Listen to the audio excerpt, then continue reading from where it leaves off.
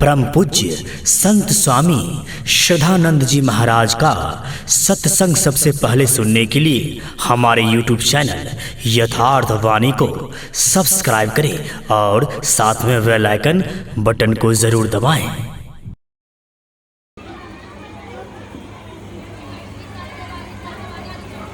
ओम श्री सद्गुरु भगवान की जय।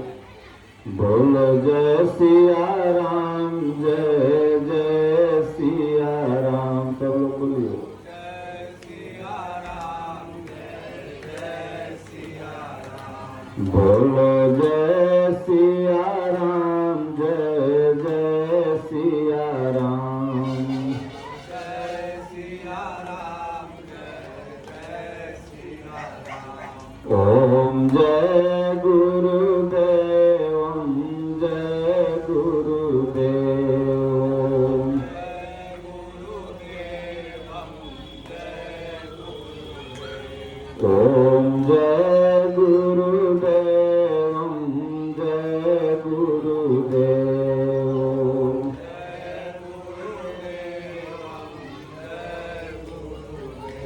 सोई पावन सोई सुभग शरीरा।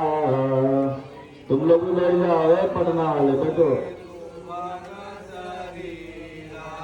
जो तन पाई भजिया रघुबीरा।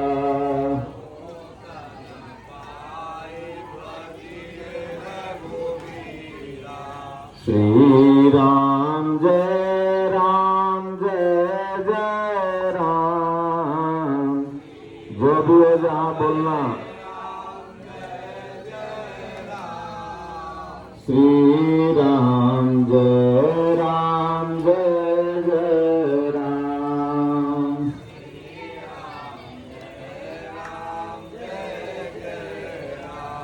राम नाम जपते रहो, धरे रहो मन धीर।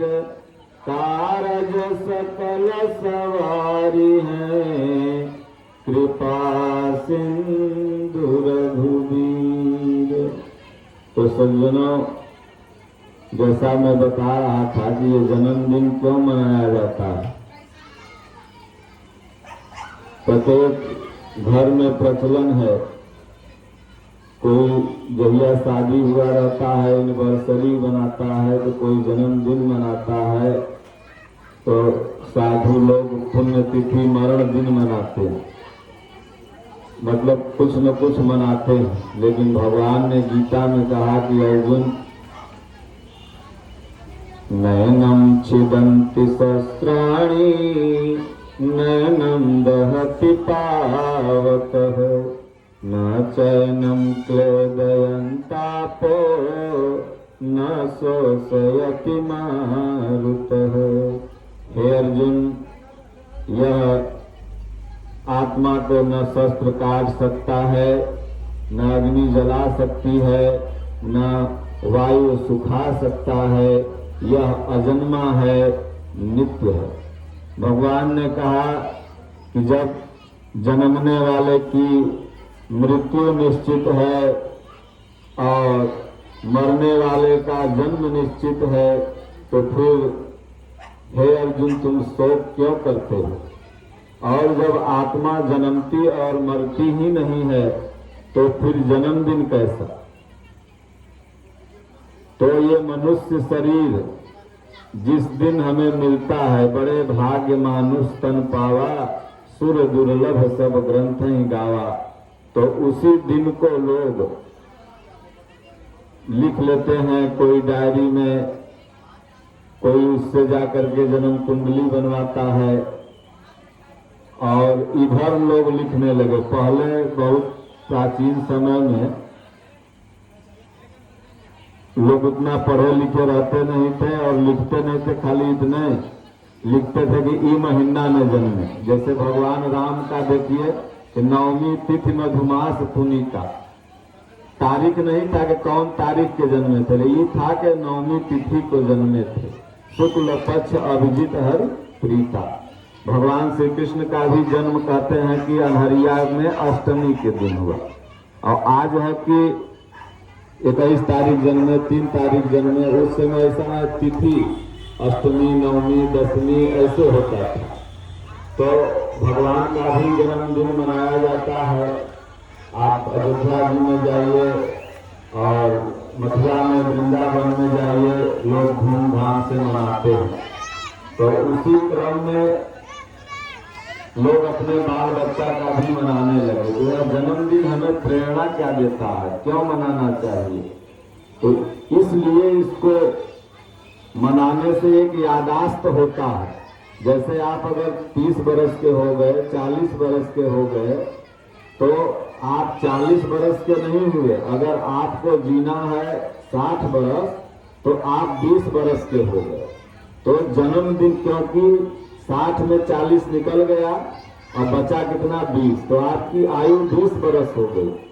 तो भगवान का भजन हम करें यह याद दिलाने के लिए कि अब तो भजन करो, तुम्हारा इतना समय बीत गया, इतना जो बचा हुआ है इसमें कुछ कर लो। कबीर साहब इसी को कहें कि जबई से चेतई तबई से सुधरी, जन्म के उभरी जन्म के उभरी। तो हमारे संतों ने भी कहा कि अब तो भजन कर भाई हो, तोहार बीतल उमरिया। ये उम्र बीतती चली जा रही है। हर दिन हम माइनस में हैं, ऐसा नहीं कि प्लस में है। जो बच्चा है वो आपसे ज्यादा बड़ा है, क्योंकि आपसे ज्यादा जिएगा, इसलिए वो बड़ा है। तो कोई 17वां, कोई 18वां, कोई 19वां। यह हमें यह सीख देता है कि कम से कम इतना समय तक तुम मौज मस्ती में बिता दिया। इसलिए आप लोग भी पीछे पीछे बोलिएगा जो जहां होंगे, अब तो भजन कर भाई हो, तोहार बीतल उमरिया। भजन कर भाई हो, तोहर बीतल उमरिया। त्याग बुरों की संगति भाई,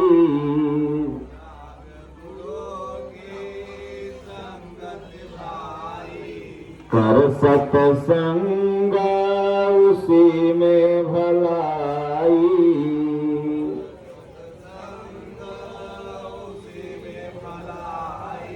रीति यही सुखदाई हो, तोहर बीतल उमरिया। रीति यही सुखदाई हो, तोहर बीतल उमरिया। अब तो भजन कर भाई हो, तोहर बीतल उमरिया।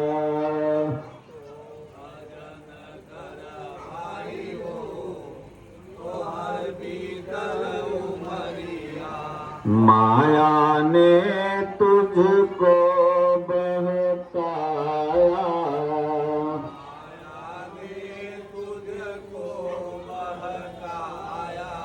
सुंदरता का दास बनाया।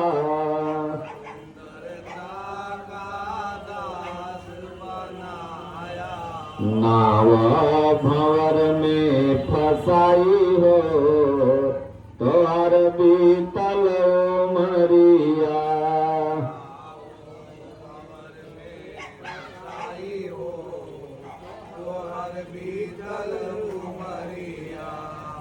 अब तो भजन कर भाई हो, तोहर बीतल उमरिया।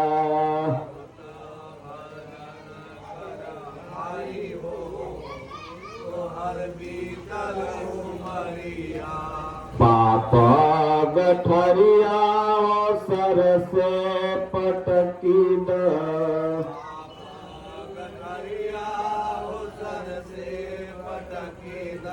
लोभ जो थामे हाथ झटकी द।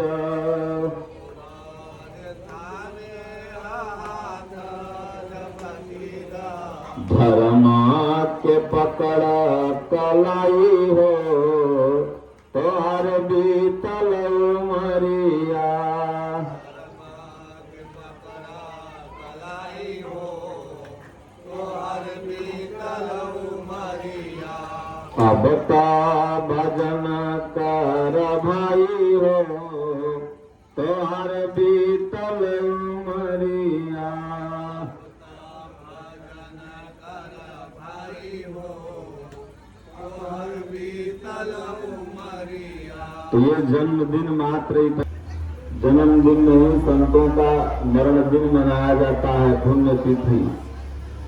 जो महात्मा लोग को जिंदे फोटो पर माला टंग जाए, नहीं समझे तो।